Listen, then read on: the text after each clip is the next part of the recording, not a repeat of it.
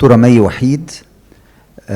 Intra-Voxel Incoherent Motion in Crohn's Disease, Unfolding a Mystery.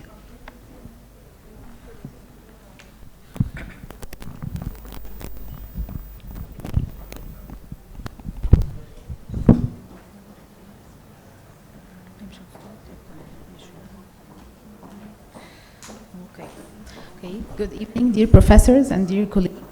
Thank you for attending today. We're going to discuss today.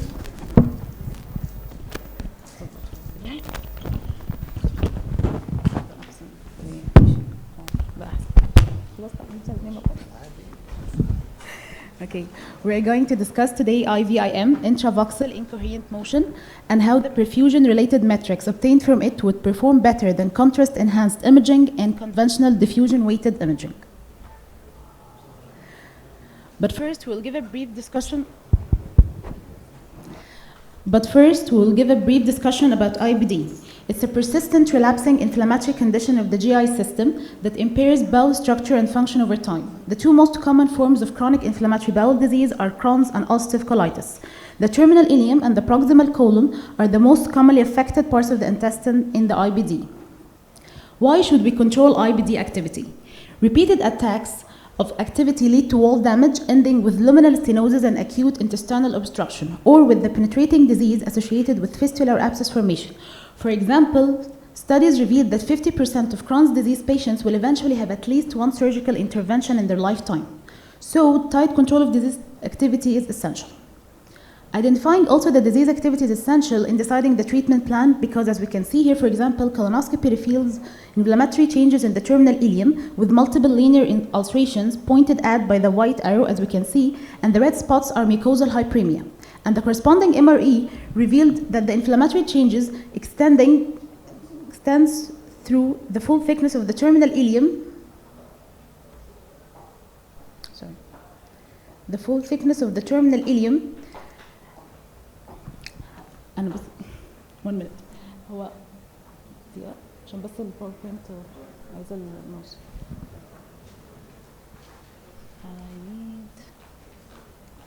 أنا عايزة الماوس سكرول عشان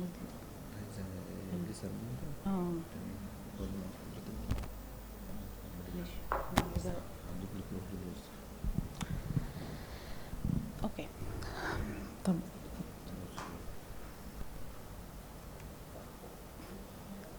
هلا I need the mouse.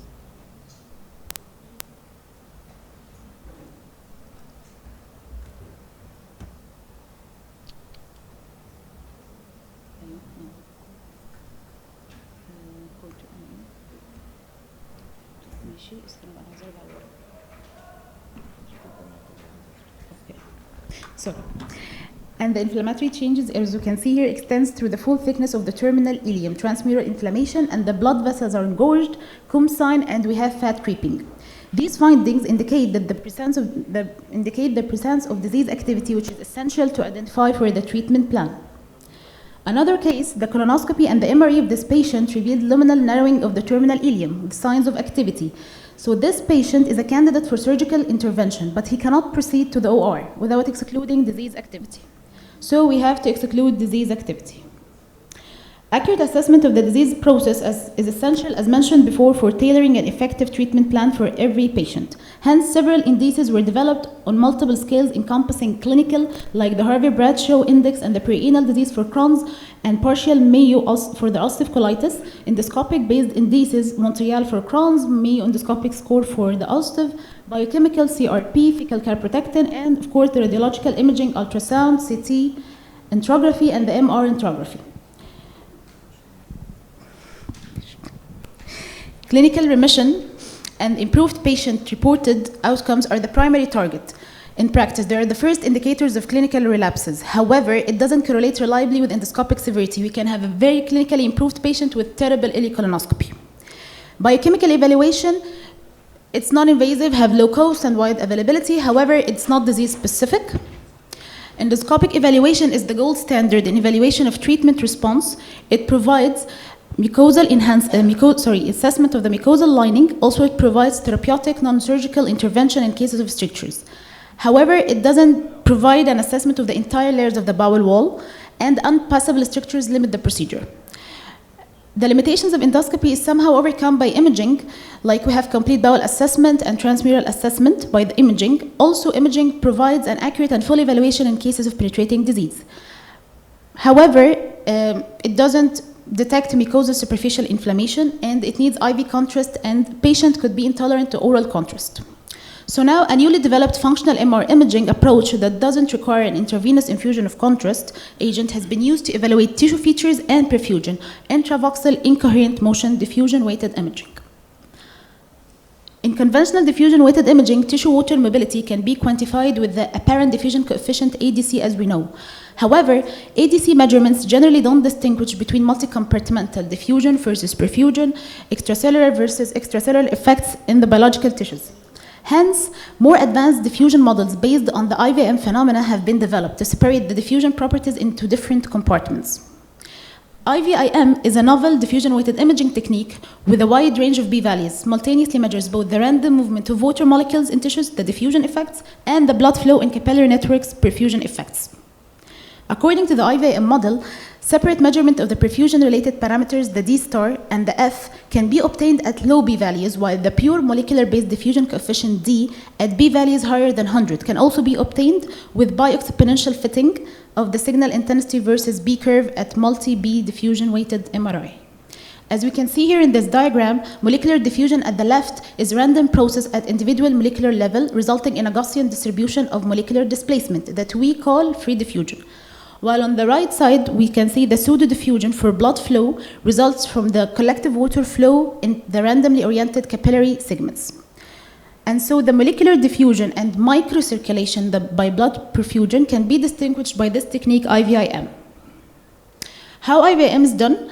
Patients underwent conventional MR enterography with an added diffusion sequence of 8 p-values from 0 till 800. The lower p-values from 0 to 100 were applied for the bi-exponential diffusion model that can differentiate total water diffusion into fast and slow components, allowing for assessment of motion of water within the capillaries, the fast component, besides the true water diffusion within the tissue, the slow component. IVIM parameters were calculated by placing both a 2x2 pixel circular ROI and another ROI manually drawn by a freehand ROI along the maximally affected segment, which is the segment with the highest wall thickness, contrast enhancement, and presence of mural edema and perimural fluid. And for the control subjects, the same was done, but over normal ileal and colonic segment. The resulted graphs and IVIM parameters values, minimum, maximum, and average values were obtained using a 3D Synapse software. Then results were analyzed, and parameters D star, D, ADC, and FMAP were obtained. Now for the results, we did a study involving 30 cases, including diseased either Crohn's or ulcerative cases, and control subjects, males, all females. And IVIM parameters were analyzed for assessing disease presence, disease activity, and also correlated to other activity indices, as we said before, clinical, endoscopic, and biochemical indices.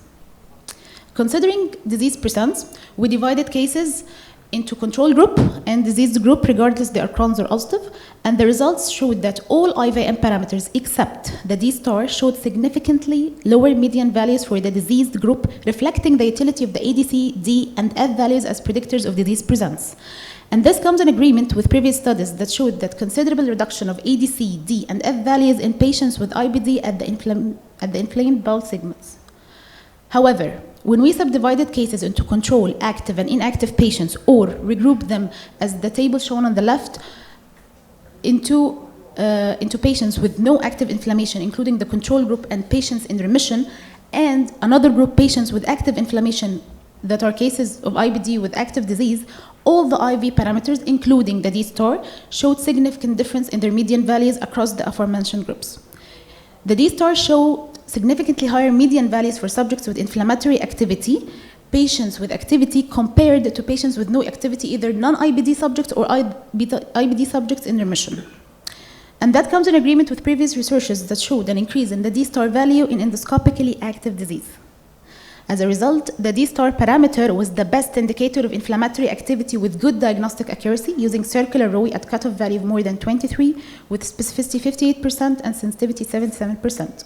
while the ADC and F parameters were more effective in assessing the overall disease status, whether the disease was active or not, giving highest diagnostic accuracy using circular Rowett cutoff value less than 1.6. Then we correlated the IVIM parameters to the other activity indices, clinical, endoscopic, and biochemical. Only the value of D star showed significant moderate positive correlation to the HPI activity index Harvey-Bradshaw. Now let's see how IVIM was applied on different cases. Case 1, we have a 38 years old known ulcerative colitis female complaining of generalized abdominal pain with 5 motions per day. Her May score was 8, severe degree, and endoscopy gave May score of 3, severe degree also, and Montreal score E2, left-sided ulcerative colitis. MRE here, we can see in the coronal T2 image, the descending colon shows diffuse mural thickening, and the coronal T2 spare shows moderate mural edema, and the coronal post-contrast sequence shows mucosal moderate enhancement depicted more at the rectosigmoid junction. IVIM was done, and as we can see here, a freehand drawing was drawn at the affected segment and 3 circular rows drawn too, as explained before. ADC and D star values graphs for each row was automatically displayed, and we can see here the gap between both graphs, the red one D star and the yellow one ADC, indicating that the pseudo-diffusion component is higher than the true diffusion component.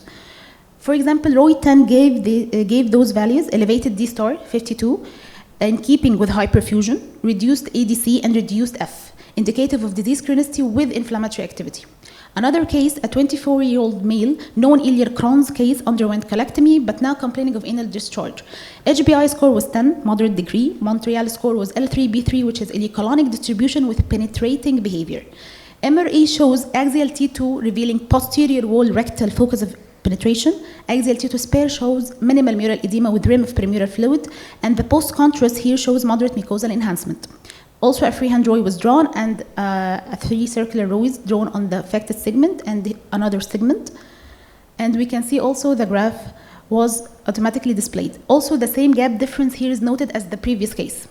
Row 9, for example, gave very elevated D star 98 in keeping with very high perfusion, more than the previous case, reduced ADC and reduced F, indicative of disease chronicity with predominant inflammatory activity. Last case, 42 years old male, known Crohn's case, post-ileocolonic resection and ileostomy. HBI score was 2, remission, and ileocolonoscopy was normal, so patient is in remission. MRE revealed no abnormality in coronal nor axial T2, and the axial post-contrast shows normal mural enhancement. IVIM was done here on the neoterminal ileal segment. ADC and D star graph for one of the rows, we can see here the difference in the graph slopes compared to the previous cases. Row 4 gave low D star, 6, and intermediate ADC and low F. All are in keeping with absence of disease and lack of vascularity perfusion that would account for inflammatory activity. So to sum up, D star was shown to be the best parameter that correlated to inflammatory activity estimated by the HPI index, despite showing no differentiating potential between patients with disease and no IBD affection when disease activity wasn't taken into consideration. While the ADC and F parameters were shown to correlate to IBD progression over time and disease chronicity, with little regard to disease activity. So, in conclusion, IVIM diffusion-weighted imaging seems to be a potential non-invasive imaging approach that could provide specific quantitative markers such as D star, ADC, and F values to objectively assess bowel inflammation with no concern about contrast agent complications. Thank you.